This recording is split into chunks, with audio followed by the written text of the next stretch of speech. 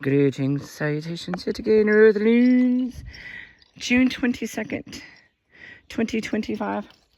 And it is a beautiful day to have a beautiful day. So I'm trying to figure this out. Will this work? I don't know. Am I hopeful? I'm always hopeful. I am. It's just faith is just, that's just part of the pixie ducks thing that just is part of my DNA. I just hope, faith, fairy dust. It is the air that I breathe. Alright, so I've been flowing in some interesting energies about this time of year and stuff going on in the sky and stuff, and things going into the age of the Aquarius. And the interesting part about why it is that Aquarius, there's something about the reasoning behind it goes from Capricorn into Aquarius, and then Aquarius into Pisces, and then Pisces into Aries. There's something about the Aquarians, and yet, okay, the correlation. Here's the threads of thought. Okay, Aquarians and Pisces are the only two that are supposedly being ruled by two planets. So they are twins in the fact that they both have two ruling planets. Pisces is it, why am I wanting to say, Saturn and Neptune. And then Aquarius is Uranus and Jupiter. Maybe it's the other way around. Anyway, I'm not hydrated enough for these brain thinkings. Anyway, I wrote it all down. Anyway, I was just not supposed to concentrate on all that. It was just something about the correlation of them. And yet, Aquarians are not, although they look like a person standing there, it's actually an angel of the ethers. And they are mixing the waters of life, the angels of the ethers. So, and that's one of the things that was forgotten on the elemental chart when that was chemistry and stuff. When we learned the elemental charts, that it was originally written with ethers on there, but they left those out for whatever reason. Okay, and there's a correlation between the fact that those two have twins. Yeah, twin planets that rule them. Okay, so they got different switches that they can switch back and forth. They can determine what energies, what planet they're choosing to work during whatever time stuff is going on. And there's a correlation between the fact that Aquarians are represented as angels, and that they have that water of life. They're represented as water bearers, but they're not a water sign. And the fact that it leads to Pisces, which are twin fish. And the fact that twin fish, spiritual, swimming in the spirit, the most ocean of emotion, and also of the physical water of life, the body, water. The body's made up of the water. Our body is mostly water, is what they say. And the opposite spectrum of Pisces is Virgo, who is the only representative in the astrological chart as a human. So on the one spectrum, because you're supposed to, in order to get balanced in this life, you're supposed to be able to balance the opposite spectrum of your charts, egoic natures, and emulate their good qualities, as well as your own, to be able to truly heal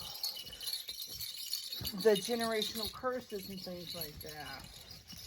supposed to be able to go through every aspect of the chart, and anybody in your family heal any of that. There's something about those energies, being able to switch between the energies is what helps. What wolves are you feeding? Something about also the way that we look at things, what lenses we're looking through. Like a 3D movie, when you go to the theater and you have those special glasses, one side's blue and one side's red, and it's supposed to be able to help it really make it jump off the screen. So, but it's like an energetic energy lens that we're looking through, and it has something to do with why I kept talking about the way the water would reflect up off the light and stuff. It's what filters are we hearing it through? Are we seeing it through? Are we feeling it through? Are we processing it through? But it's something about the mists of Avalon, being able to tell when that we need to go by the physical body's heart, and then we need to be going by our spirit higher self. So, and when I tune into this body, well, it's all this one and the same, because this is a tuning fork. And that was another thing about the fact that Pisces is supposed to be considered the ruler of the feet. So what is the Virgo the ruler of? Is it the head? Because they're the only human represented in the astrological chart.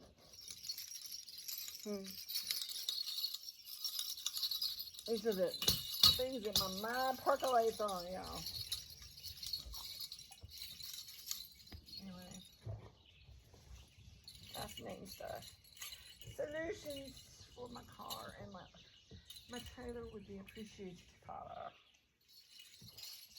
And other things. So, anyway. Beautiful threads of thoughts, though. What wolves are we feeding?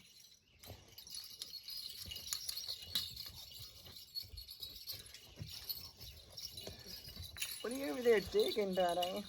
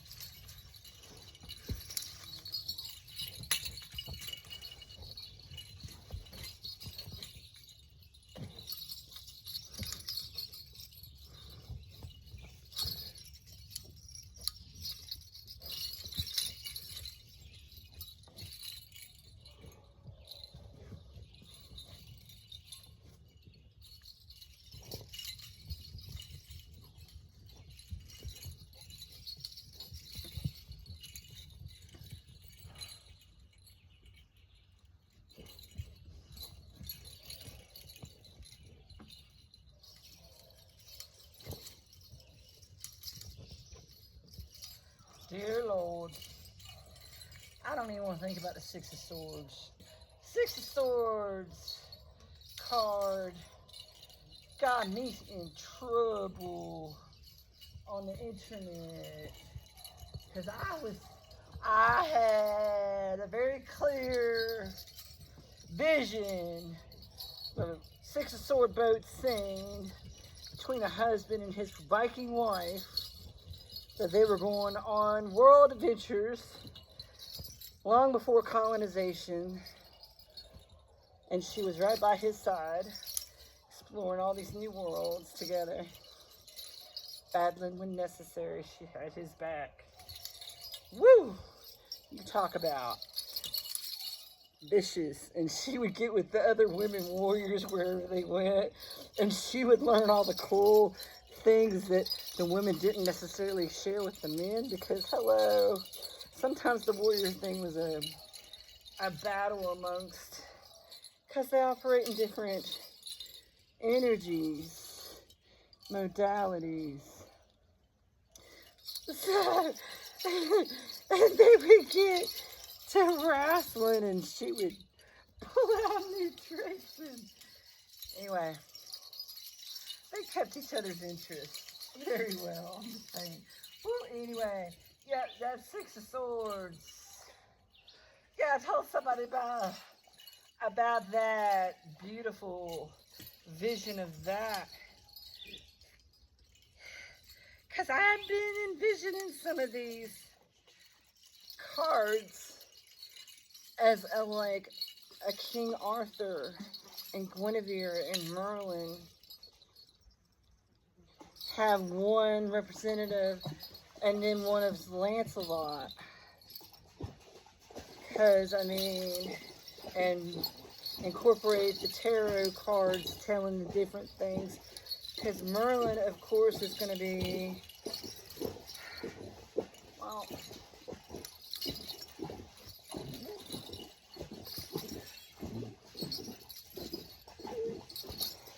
I can't say, it's going to be more of an energetic, he's going to be of the ether magic. He's going to be of the magic modality. And King Arthur's, of course, of the pinnacle, of the people, of the touchable, tangible. Guinevere, of course, represents the maternal mother.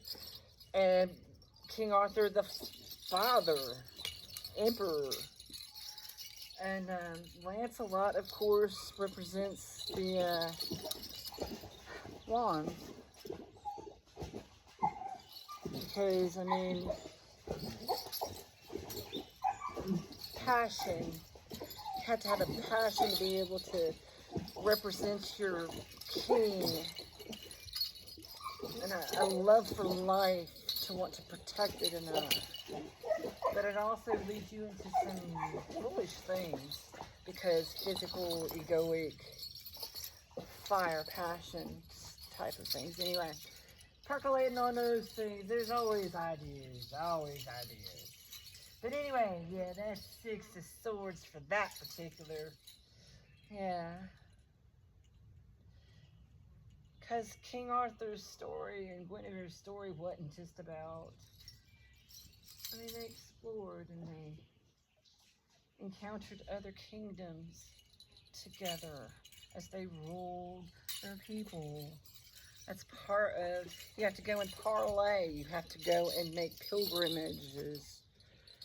And those stories about them need to be told of what they did. And I think that I could do that beautifully. Alright, note to self, get back to drawing. I used to draw faces and stuff when I was a dispatcher. Third shift, I mean, there were certain hours, it's like I had to stay sharp, and they didn't want us playing on the internet. They didn't want us reading, because some people would get to read and then all of a sudden they drift off. Okay, so I brought in my crochet. I'd sit there and I'd crochet. Well, then they didn't, that offended somebody. They didn't like that. That got bitched about. So I finally got to the point, well, everything I did got complained about, so I would start drawing pictures. And I got good enough that the girls wanted me to draw their loved ones' pictures, and I would.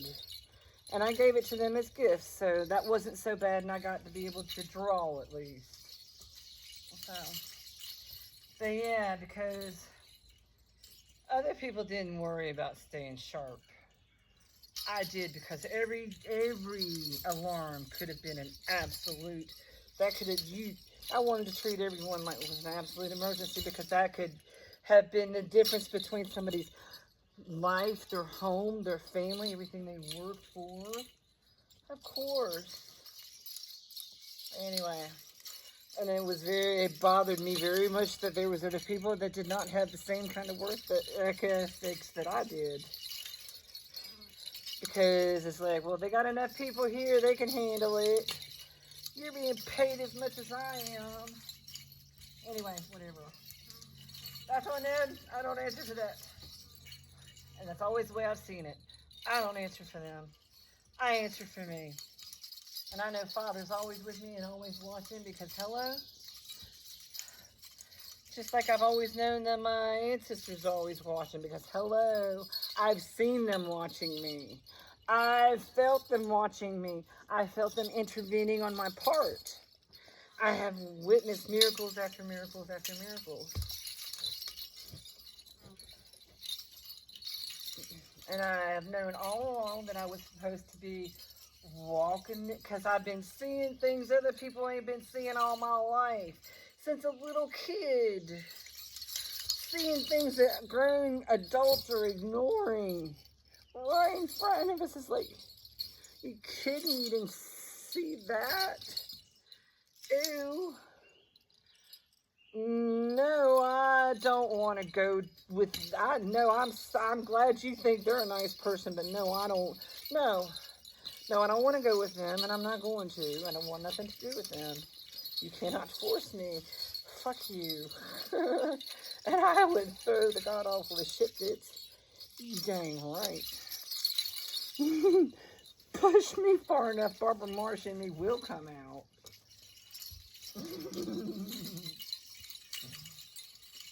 That's kind of crazy trigger y'all don't need to pull. Woo!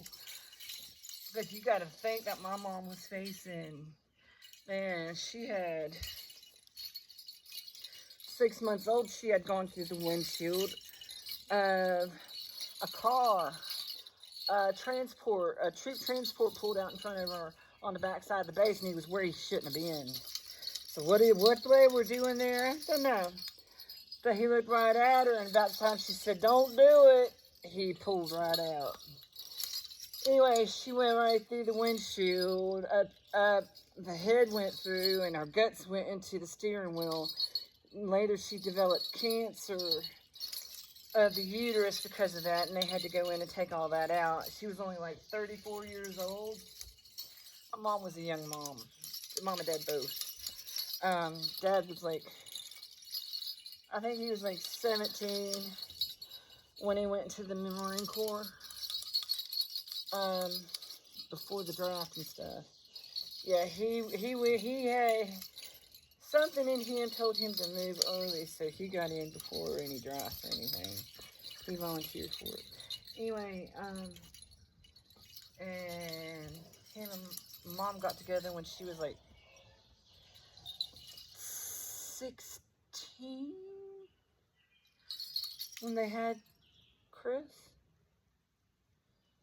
And then I think 18 when she had Scott. And then like 24 when she had me.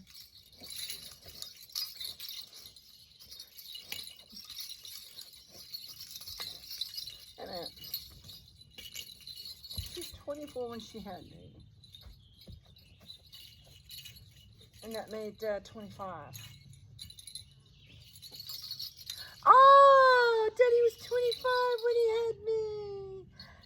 Daddy. The synchronicities between me and my dad and the way that we communicated was on a different level than I did with Mom and everybody else. It was different. It was an energetic thing.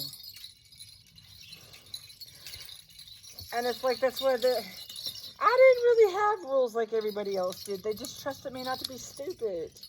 I mean, seriously. They knew at like 3 or 4, want something to eat? Look at, I know where to get shit.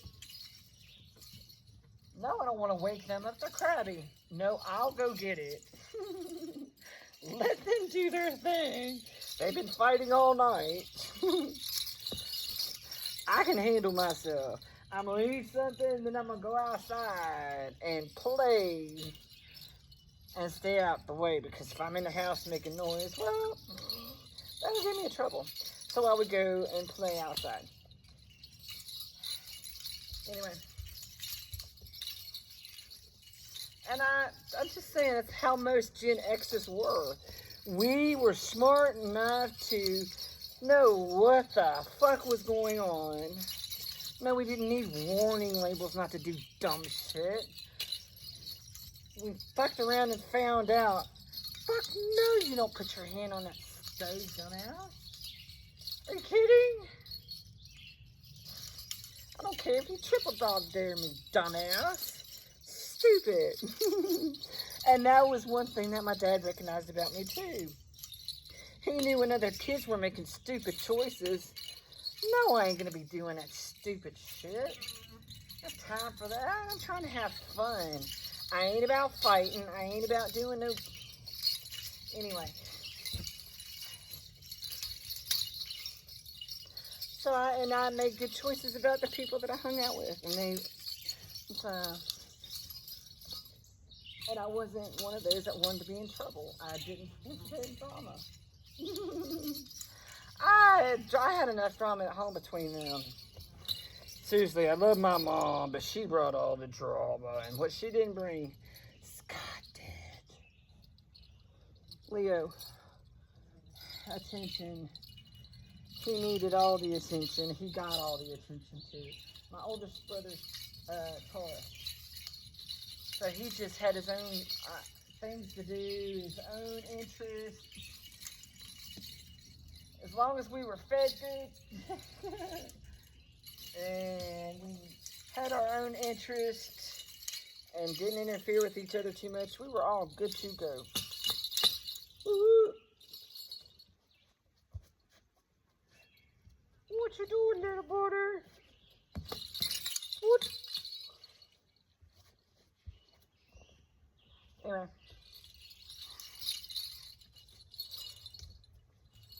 I didn't realize Dad was 25 when he had me. Cool beans.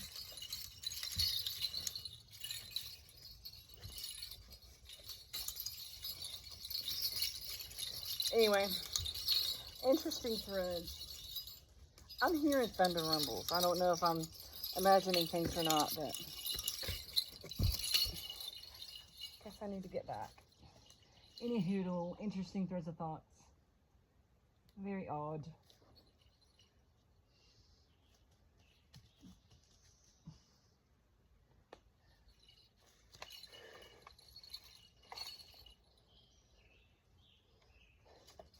Very odd indeed, writing desk ravens. I hope everybody's belly's full. I hope everybody is peaceful and happy and all your people are healthy. And that everybody's hanging through all these energies and just being kind and not reacting. Just when somebody comes at you and you're happy and not stressing on anything, and somebody comes at you with just don't let any of that wobble you. Just observe. It's like, whoa, yo, that's not good behavior. What's going? Honey, what is this? What is that? Ooh, it's not a good look on you. But that's on you, not me. Okay, don't let them bring you out of your peace. Stay kind. Start with yourselves, babies. Mucho love, truly.